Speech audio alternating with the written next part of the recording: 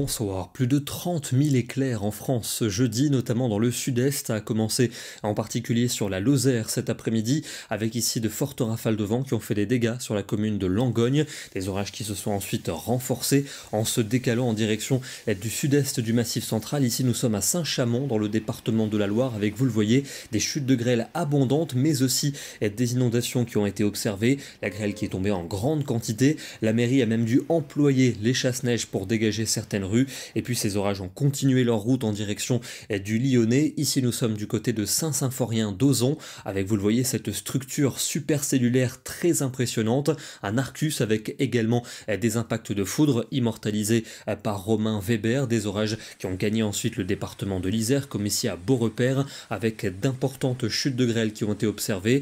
Et puis les plus gros grêlons ont concerné notamment le nord du département de la Drôme, sur la commune d'Hauterive. On a eu des grêlons de 3 à 4 cm de diamètre qui ont fait des dégâts, notamment sur la végétation, mais aussi sur les véhicules. Des orages qui ont concerné aussi la Suisse, comme ici sur les bords du lac de Neuchâtel, avec de puissantes rafales de vent et de la grêle qui ont été observées. Ici un joli impact de foudre également du côté de la Suisse.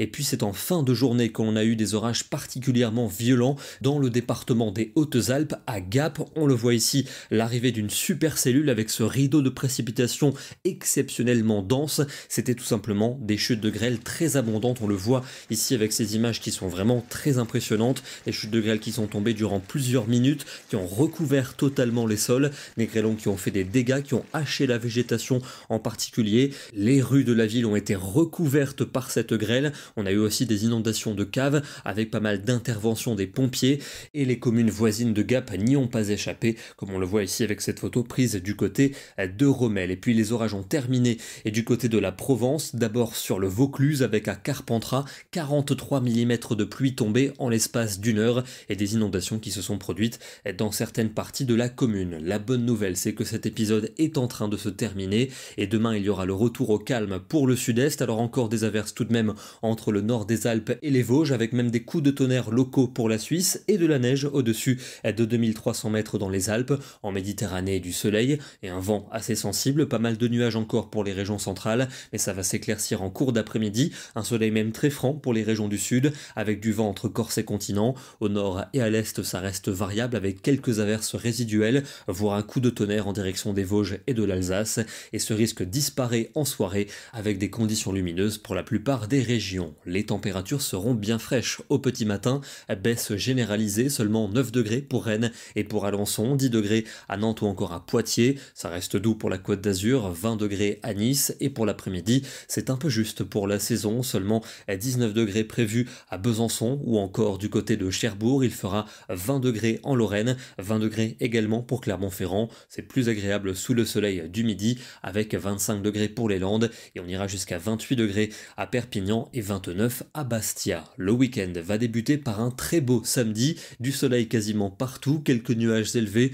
ou quelques cumulus vers les frontières du nord, des températures bien fraîches le matin, on sera fréquemment sous les 10 degrés. Par contre l'après-midi, un regain de chaleur est attendu, avec 26 degrés pour Lyon et pour Nantes, 28 à Limoges, 31 à 33 degrés attendus en Aquitaine. On pourrait même localement avoisiner les 35 au pied des Pyrénées. Pour dimanche, encore du soleil pour les régions de l'Est. En revanche, c'est le retour des nuages qui est prévu dans l'ouest du pays, avec sans doute quelques ondées localisées, voire un orage en direction des Pyrénées. Notez le vent d'automne qui va souffler, tout comme le vent de sud-ouest dans les régions du nord-ouest.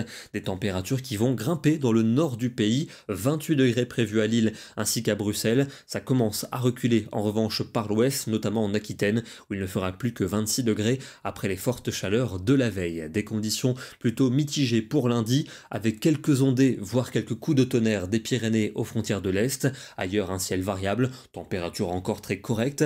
Elles vont commencer à baisser plus nettement pour mardi, puisque l'on attend une dégradation pluvio-orageuse dans le sud et qui va remonter vers les régions de l'Est. C'est encore assez flou quant à la localisation précise et à l'intensité de ces pluies. On en reparlera en détail pour demain. Mercredi, sans doute une nouvelle limite pluvio-instable qui devrait traverser le pays. Là aussi, c'est dur de vous donner davantage de détails pour le moment. Et puis jeudi, sans doute un temps plus calme au sud, alors qu'au nord-ouest, on aurait des averses, du vent et une fraîcheur automnale. On termine avec une photo qui symbolisait la météo qui a concerné le nord, le centre et l'ouest de la France aujourd'hui, avec une succession d'averses parfois soutenues et orageuse, et on pouvait parfois observer de jolis arcs-en-ciel, comme ici du côté de Taupon dans le Morbihan. Une photo signée Bernard Trouillet. Demain, nous serons le vendredi 5 septembre et nous fêterons la Sainte Raïssa. Bonne soirée à tous et à demain.